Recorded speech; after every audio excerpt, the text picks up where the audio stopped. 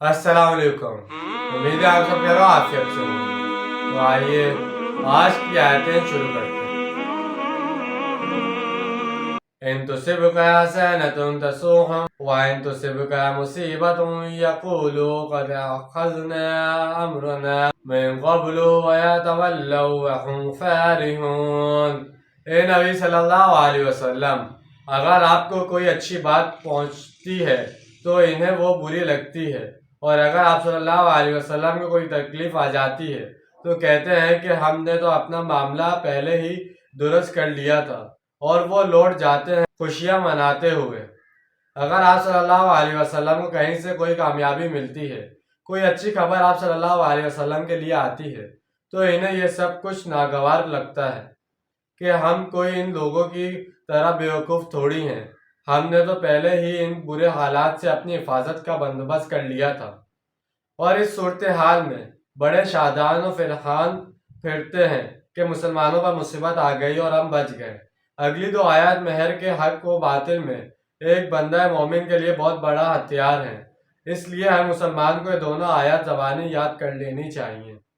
قُل لَن يُصِيبَنَا إِلَّا مَا كَتَبَ اللَّهُ لَنَا هُوَ مَوْلَانَا وَعَلَى اللَّهِ فَلْيَتَوَكَّلِ الْمُؤْمِنُونَ۔ آپ صلی اللہ علیہ وسلم کہہ دیجئے کہ ہم پر کوئی مصیبت نہیں آ سکتی سوائے اس کے جو اللہ نے ہمارے لیے لکھ دی ہے، وہی ہمارا مولا ہے، اور اللہ پر ہی توکل کرنا چاہیے اہل ایمان کو۔ ہم پر جو بھی مصیبت آتی ہے وہ اللہ ہی کی مرضی اور اجازت سے آتی ہے، اس کے اذن کے بغیر کائنات میں ایک پتا بھی نہیں ہل سکتا۔ وہ ہمارا کارساز اور پروردگار ہے۔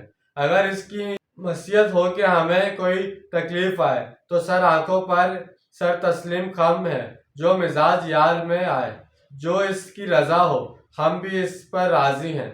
اگر اس کی طرف سے کوئی تکلیف آ جائے تو اس میں بھی ہمارے لیے خیر ہے۔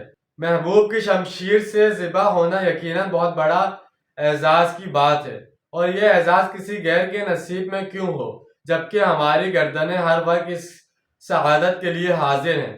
قُلْ هَلْ تَرَبَّصُونَ بِنَا إِلَّا إِحْدَى الْحُسْنَيَيْنِ وَنَحْنُ نَتَرَبَّصُ بِكُمْ أَن يُصِيبَكُمُ اللَّهُ بِعَذَابٍ مِّنْ عِندِهِ أَوْ بِأَيْدِينَا فَتَرَبَّصُوا إِنَّا مَعَكُمْ مُتَرَبِّصُونَ۔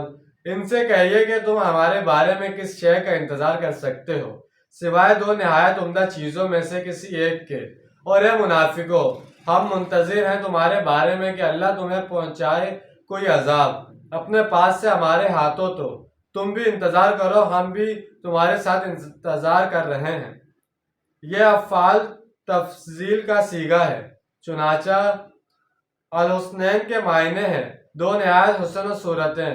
جب کوئی بندہ مومن اللہ کے راستے میں کسی مہم پر نکلتا ہے تو اس کے لیے تو دونوں امکان صورتیں ہی حسن ہیں۔ اللہ کی راہ میں شہید ہو جائیں تو وہ بھی حسن، شہادت ہے مطلوب مقصود مومن، نہ مال غنیمت نہ کیشور کشائی، اور اگر کامیاب ہو کر آ جائیں تو بھی حسن۔ دونوں صورتوں میں کامیابی ہی کامیابی ہے، تیسری کوئی صورت ہے ہی نہیں۔ لہٰذا ایک بندہ مومن کو خوف کس چیز کا، جو حق کی خاطر جیتے ہیں، مرنے سے کہیں ڈرتے ہیں۔ جگر جب وقت شہادت آتا ہے دل سینوں میں رخصاں ہوتے ہیں۔ ہمیں بھی تمہارے بارے میں انتظار ہے کہ تمہارے کرتوتوں کے سبب اللہ تعالیٰ تم پر خود کوئی عذاب نازل کر دے، یا عین ممکن ہے کہ کبھی ہمیں اجازت دے دی جائے اور ہم تمہاری گردنیں اڑا دیں۔ جیسے کہ آج ہم نے چند آیتوں کا ترجمہ اور تفصیل بیان کی ہے، امید ہے آپ کو سمجھ میں آئے گا، پسند آیا ہوگا۔